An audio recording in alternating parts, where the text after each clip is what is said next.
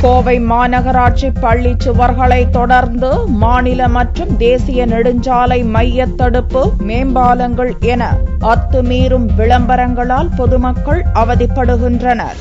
கோவை மாநகராட்சி கூட்டத்தில் மாநகராட்சிக்கு சொந்தமான கட்டடங்கள், சுவர்கள், மாநகர எல்லைக்குள் உள்ள அரசு சுவர்களில் அரசியல் கட்சியினர் விளம்பரம் செய்ய தடை விதித்து தீர்மானம் நிறைவேற்றப்பட்டது.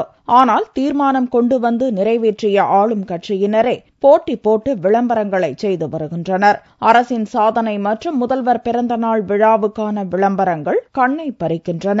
இதற்காக ரயில்வே மேம்பாலம், இந்து அறநிலையத்துறைக்கு சொந்தமான கோவில், அரசு மற்றும் தனியார் கட்டடங்கள், சுற்றுச்சுவர்கள் என்று எதையும் விட்டு வைக்கவில்லை.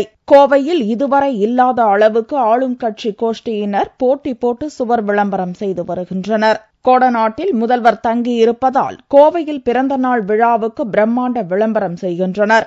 இதனால் வாகன ஓட்டுநர்களின் கவனம் சிதறி விபத்துகளுக்கு வழிவகுக்கிறது. சாலை பாதுகாப்பு வார விழா இப்ப நடந்துட்டு இருக்க இந்த வேலையில நிறைய விளம்பரங்கள் அங்கங்க சாலை ஓரமாகவும் சாலை நடுவில் இருக்கிற டிவைடர்களையும் பார்க்கப்படுறாங்க. போக்குவரத்துக்கு மிகுந்த இடையூறா இருக்கு. உச்சநீதிமன்றமே இதுக்கு மக்களுக்கு இடையூறா இருக்கிற இடத்துல இந்த மாதிரி விளம்பர பலம் இருக்கவே கூடாது அப்படின்ற ஒரு விஷயத்தை கொடுத்திருக்காங்க. அதை மீறி ஆளுங்கட்சியும் சரி, எதிர்கட்சி மற்ற கட்சிகளும் சரி இந்த மாதிரி விளம்பர படம் கொடுத்திருக்காங்க. இதை அகற்றிட்டாங்கன்னா அவங்களே அகற்றிட்டாங்கன்னா நிறைய விபத்துகள் தவிர்க்கலாம். அரசு விழாக்களில் ஆடம்பரம் வேண்டாம், பிறந்த நாள் விழாவில் கோலாகலம் வேண்டாம் என கட்சியினரை அறிவுறுத்தும் முதல்வர் கோவையில் ஆளும் கட்சியினரின் கூத்துக்கு முற்றுப்புள்ளி வைக்க மாட்டாரா என்பது பொதுமக்களின் ஆதங்கமாக உள்ளது.